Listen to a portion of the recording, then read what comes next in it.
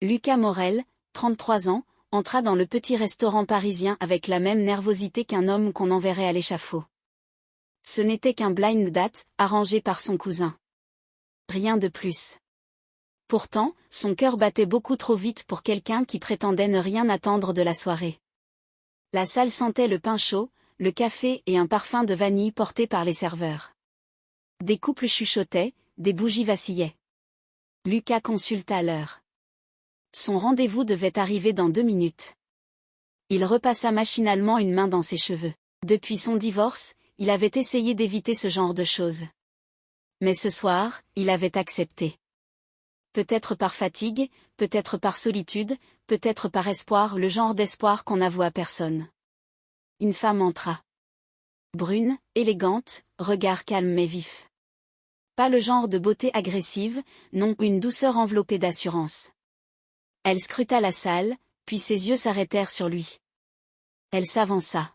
« Lucas Morel ? » ?»« Oui, c'est moi. » Elle sourit. Un sourire qui désarmait et en même temps intriguait.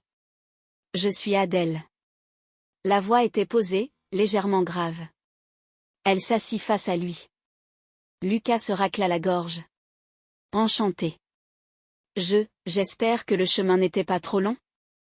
Elle le regarda comme si elle l'examinait. Et puis, soudain, elle dit quelque chose qui arrêta l'horloge dans sa tête. « Tu ne te souviens pas de moi, n'est-ce pas ?» Lucas sentit sa gorge se serrer. Il n'était pas du genre à oublier les gens. Et pourtant, impossible de replacer Adèle. « Je suis désolé, dit-il.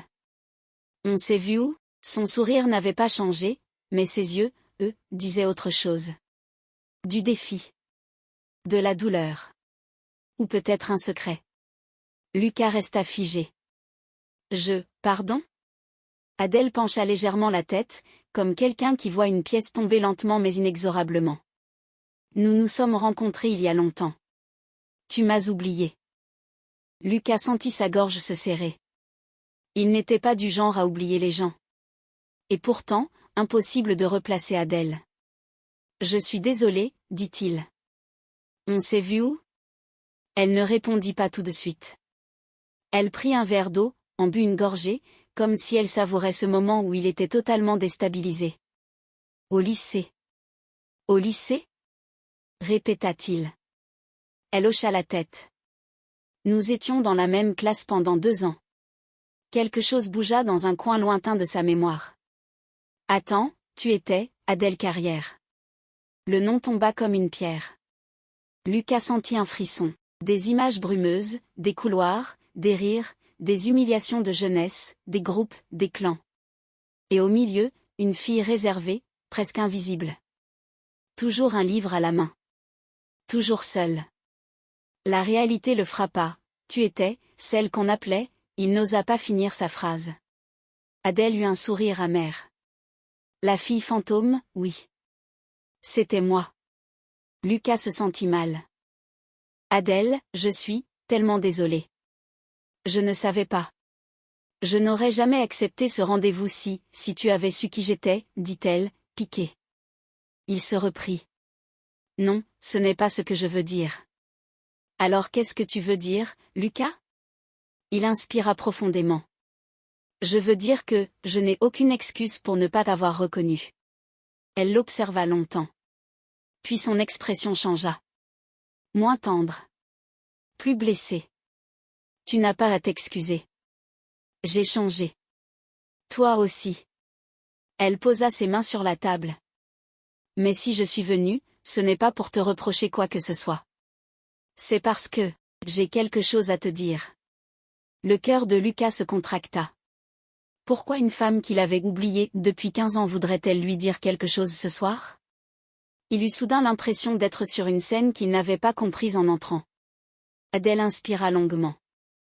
Tu te souviens du voyage scolaire à Lyon, en terminale ?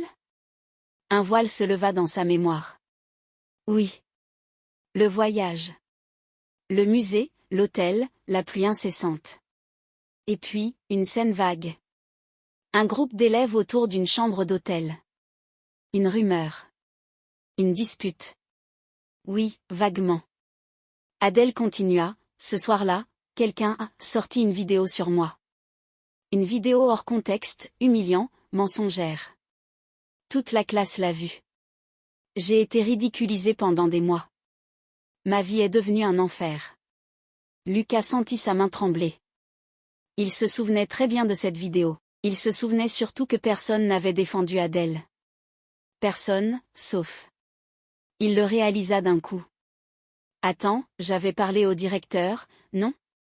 J'avais dit que c'était faux? Adèle baissa les yeux. Tu n'as pas juste parlé au directeur. Elle leva son regard vers lui. Tu as été le seul à dire la vérité. Tu as risqué ta peau sociale pour moi. Lucas resta bouche bée. Il ne se souvenait pas de ça. Ou plutôt, il avait tout enfoui dans un coin de son esprit. Adèle sourit doucement. On ne m'a jamais dit qui m'avait défendu. J'ai appris que c'était toi, des années plus tard, en retrouvant une vieille lettre dans les archives du lycée. Une lettre que tu avais écrite. Elle s'interrompit. Et j'ai voulu te remercier. À ma façon. Lucas sentit quelque chose fondre en lui. Une chaleur étrange. Un lien. Mais pourquoi maintenant? Elle inspira profondément. Parce que pendant longtemps, je n'ai pas pu te regarder en face. Pas parce que je t'en voulais, mais parce que tu as été la seule lumière dans ces années-là, et je ne savais pas comment te remercier. Son cœur battit fort. Adèle, mais elle leva doucement la main. Attends. Ce n'est pas tout. La serveuse arriva avec leur plat, mais aucun des deux n'avait faim. L'air vibrait de tension, d'émotions retenues, d'années silencieuses qui affleuraient à la surface. Adèle prit une grande inspiration. Après le lycée, j'ai quitté Paris. J'ai reconstruit ma vie ailleurs. Mais quelque chose m'a toujours manqué, la réponse à une question que je n'avais jamais posée. Elle fixa Lucas intensément. Pourquoi m'as-tu défendu? Il resta pétrifié. Pourquoi? Il ne s'était jamais posé la question. Mais la réponse, enfouie depuis des années, remonta. Parce que, il chercha les mots, parce que tu étais différente. Pas bizarre. Pas étrange. Juste, vrai. Et ça me touchait plus que je voulais l'admettre. Elle sembla déstabilisée par sa sincérité. Alors tu ne me trouvais pas insignifiante? Insignifiante? Adèle, tu étais celle qui écrivait en silence pendant que tout le monde criait. Celle qui voyait des choses que personne ne remarquait. Ça m'impressionnait. Elle resta muette. Il ajouta, je n'avais pas le courage de te parler. Mais j'avais celui de te défendre. Elle cacha son visage entre ses mains. Pas pour pleurer, pour respirer. Lucas, tu n'as aucune idée de ce que ça représente pour moi de l'entendre. Un silence. Un silence lourd, beau, profond. Puis l'expression d'Adèle changea soudain. Et ce blind date, tu crois qu'il était un hasard? Il fronça les sourcils.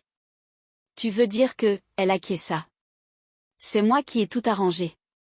J'ai demandé à ton cousin de nous mettre en contact. Lucas sentit son cœur basculer. Pourquoi?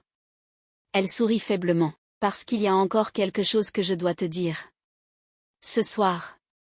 Avant que tu ne disparaisses encore dans une vie qui n'aura jamais rien à voir avec la mienne. Elle se leva doucement. Veux-tu marcher avec moi? Ils sortirent du restaurant. La nuit parisienne était fraîche, les pavés humides, les lampadaires dorés. Adèle marchait lentement, les mains croisées dans le dos. Lucas, tu ne m'as pas seulement défendu à Lyon. Elle inspira.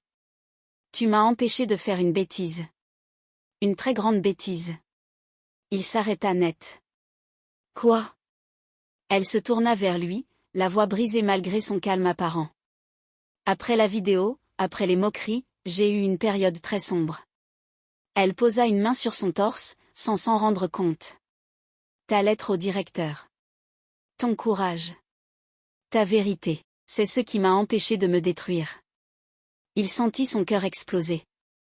Adèle ajouta, tu as sauvé une vie sans jamais le savoir.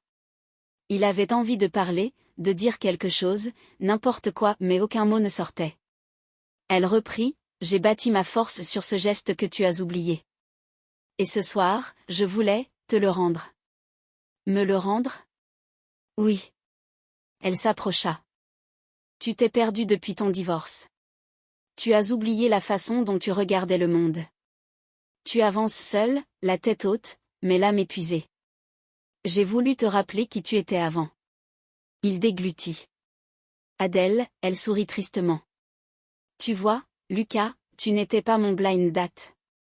Elle posa une main sur sa joue. Tu étais mon au revoir. Un choc traversa Lucas comme une déflagration. Ton au revoir? Mais pourquoi? Parce que je repars demain. En Belgique. Pour de bon. J'enseigne là-bas. J'aime ma vie. Je ne cherche pas à la changer. Elle recula d'un pas. Je voulais juste te rencontrer une fois, te dire merci. Et tourner la page correctement. Lucas sentit une douleur physique dans sa poitrine. Adèle, attends, tu ne peux pas juste. Je dois point. Elle sourit avec une douceur infinie. Mais je suis heureuse d'avoir revu le garçon qui m'avait sauvée. Et encore plus heureuse de voir l'homme qu'il est devenu, même s'il ne le voit pas encore. Elle posa un baiser sur sa joue. Alors n'oublie pas ceci. Elle recula. Et cette fois, elle s'éloigna vraiment. Lucas la regarda disparaître dans la lumière dorée du boulevard, emportant avec elle 15 ans de silence et une vérité qu'il n'avait jamais supportée. Pour plus d'histoires émouvantes comme celle-ci, pensez à vous abonner.